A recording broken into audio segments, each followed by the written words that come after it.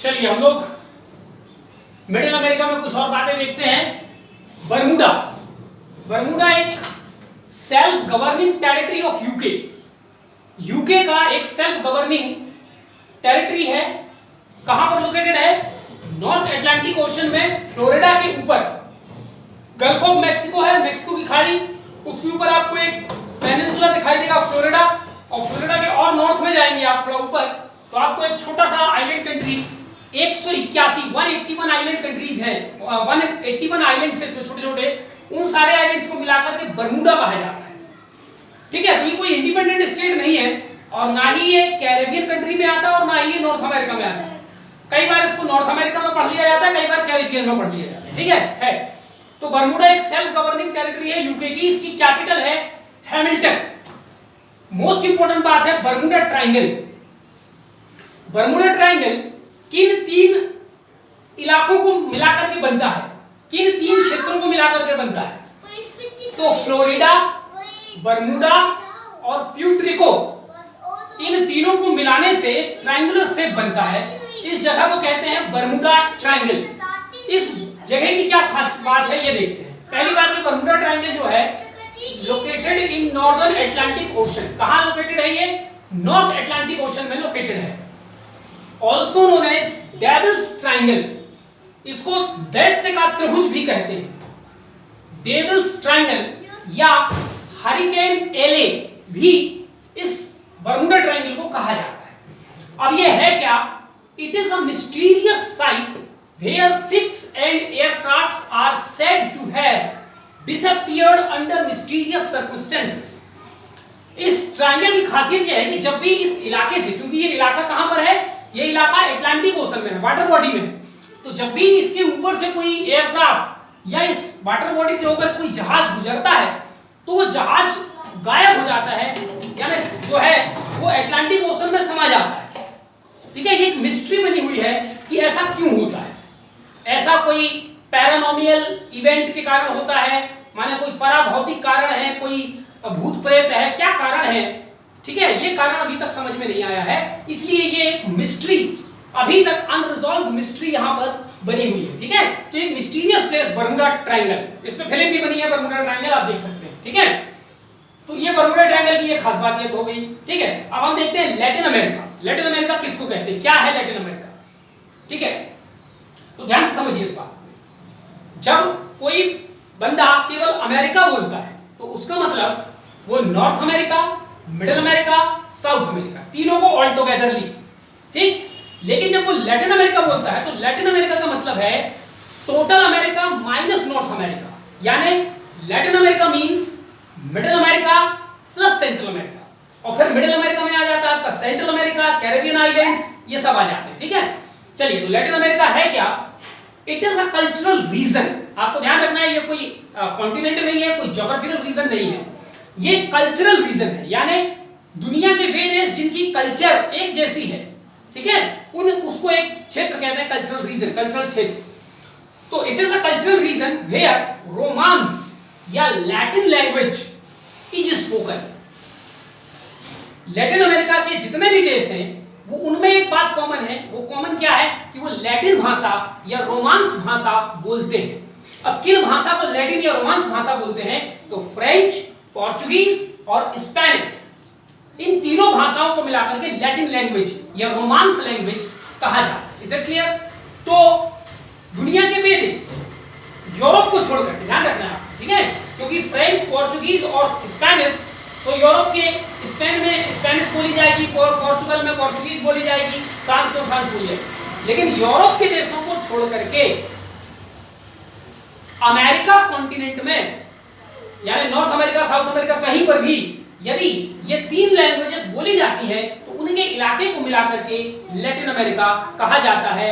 ये एक cultural reason है, आपको ये ध्यान रखना। ठीक है, इट इंक्लूड्स, इसमें शामिल है 20 कंट्रीज एंड 14 डिपेंडेंसीज। ठीक है, तो 12 के 12 पूरे देश साउथ अमेरिका के, क्योंकि वो सबके सब उनमें से ज्यादातर ब्राजील को छोड़ दें तो ज्यादातर स्पेन के गुलाम रहे। ठीक है, इसीलिए मैं जब भी आपको कोई कंट्री पढ़ाया हूं तो ये जरूर बताया हूं कि ये किस कंट्री का गुलाम था, ये आप समझ लीजिए। ठीक है, तो इनमें से जो भी देश फ्रांस का, पोर्चुगल का और स्पेन का गुलाम रहा होगा और वहां पर उनकी ऑफिशियल लैंग्वेज इन तीनों में से एक है और वो अमेरिका में आता है तो वो लैटिन अमेरिका का देश कहलाएगा। ठीक है, तो इसमें 20 देश और 14 डिपेंडेंसीज शामिल हैं मिडिल और साउथ अमेरिका की। ठीक है, तो ये लैटिन अमेरिका का कॉन्सेप्ट हमारा क्लियर हो गया।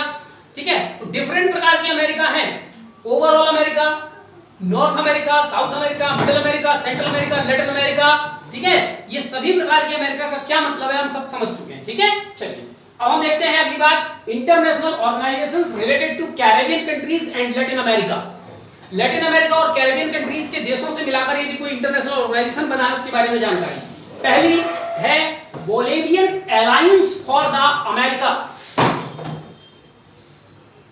ठीक, इसको स्पेनिश भाषा में कुछ और बोला जाता है तो इसका शॉर्ट फॉर्म बनता है अल्बा, ALBA। ठीक है, इसका शॉर्ट फॉर्म है अल्बा, लेकिन जब इसका ट्रांसलेशन हम अंग्रेजी में करते हैं उसका मतलब निकलता है Bolivian alliance for the America's.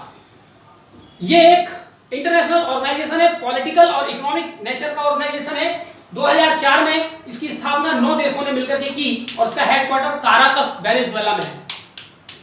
इसमें 9 कंट्रीज कौन कौन से हैं? एंटीगुआ एंड बारबुडा, डी के बाद ए लगाना भूल गया हूं मैं, तो Antigua and Barbuda, Cuba, Dominica, Grenada, Nicaragua, Saint Kitts and Nevis, Saint Lucia, Saint Vincent and the Grenadines and Venezuela. ये 9 देश हैं।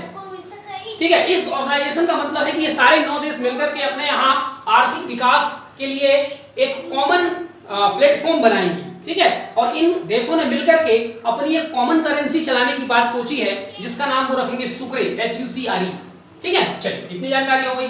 फिर है अगला कैरेबियन कम्युनिटी, जिसको शॉर्ट में बोला जाता है कैरिकॉम। इसकी स्थापना 1973 में हुई, हेडक्वार्टर जॉर्ज टाउन गुयाना में इसका हेडक्वार्टर है और उसमें 15 मेंबर्स हैं। तो 15 मेंबर में जितने कैरेबियन कंट्रीज में अंग्रेजी बोलने वाले देश है, एंटीगुआ, बारबुडा, ग्रेनेडा, ठीक है, ये सारे देश इसके जो हैं वो मेंबर्स हैं। ठीक है, तो ये 15 मेंबर, आपको इतना ध्यान रखना है। अगला है community of Latin American and the Caribbean states, short में इसको बोला जाता है CELAC, CELAC। इसकी स्थापना फरवरी 2010 में, हेडक्वार्टर काराकस में और इसके मेंबर है 32। ठीक है, तो इसमें कैरेबियन कंट्री और लैटिन अमेरिका यानी साउथ अमेरिका वगैरह के देश सभी मिलाकर के 32 मेंबर हैं। अगला ऑर्गेनाइजेशन है सेंट्रल अमेरिकन इंटीग्रेशन सिस्टम। ठीक है, इसका भी जब हम स्पेनिश में नाम लिखते हैं तो दूसरा होता है, इसलिए इसका शॉर्ट फॉर्म बनता है SICA, SICA। ठीक है, जबकि यहाँ पर S से कोई चीज शुरू नहीं हो रही है। ठीक, 1991 में बनाया, हेडक्वार्टर्स का सैन सैल्वाडोर, एल सैल्वाडोर की राजधानी, और उसमें 7 मेंबर हैं जो कि सेंट्रल अमेरिका के 7 देश। ठीक है, तो ये कुछ महत्वपूर्ण ऑर्गेनाइजेशन से आपको ये ध्यान रखना है। चलिए कुछ नोट्स देख लेते हैं। West Indies was discovered by Christopher Columbus in 1492। West Indies की खोज क्रिस्टोफर कोलंबस द्वारा की गई और क्रिस्टोफर कोलंबस वास्तव में भारत की खोज करने निकले थे, लेकिन वो पहुंच गए वेस्ट इंडीज, यानी उनको जाना था ईस्ट, वो पहुंच गए वेस्ट, तो उन्होंने उसका नाम रख दिया इंडिया। बाद में पता चला कि ये तो गलत है, तो उन्होंने उसका नाम रख दिया वेस्ट इंडिया या वेस्ट इंडीज। ठीक है, तो क्रिस्टोफर कोलंबस ने खोज की, तो सारे देश जो वेस्ट इंडीज के हैं उन सबकी खोज क्रिस्टोफर कोलंबस ने किया ऑल टुगेदरली। और वेस्ट इंडीज का मतलब क्या है हम कल समझ चुके हैं। इंका एम्पायर, जैसे हम भारत में गुप्ता एम्पायर है वैसे इंका एम्पायर, तो इंका एम्पायर साउथ अमेरिका के 3-4 देशों में फैला हुआ था, मेनली ये पेरू, बोलिविया और इक्वाडोर के देशों में इंका एम्पायर पाया जाता है। सांबा डांस ब्राजील का है।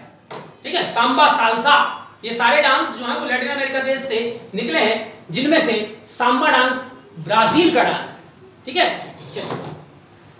Most of the Caribbean islands are made up of coral. आपको यह ध्यान रखना है कि जितने भी कैरेबियन आइलैंड्स हैं, ठीक है, वो आप देखिएगा नक्शा में तो आपको वो इक्वेटोरियल और ट्रॉपिक बेल्ट पे दिखाई देंगे। ट्रॉपिक बेल्ट पे यानी 23 डिग्री से लेकर के और 0 डिग्री के बीच में है, इसलिए यहीं पर कोरल सबसे ज्यादा पाए जाते हैं। हम लोग पहले भी पढ़ चुके हैं। ठीक है, तो सब कोरल आइलैंड्स बने हुए हैं, इसलिए यहाँ पर टूरिज्म, कोकोनट और लेगून, यहाँ पर ये सारी चीजें कॉमन है।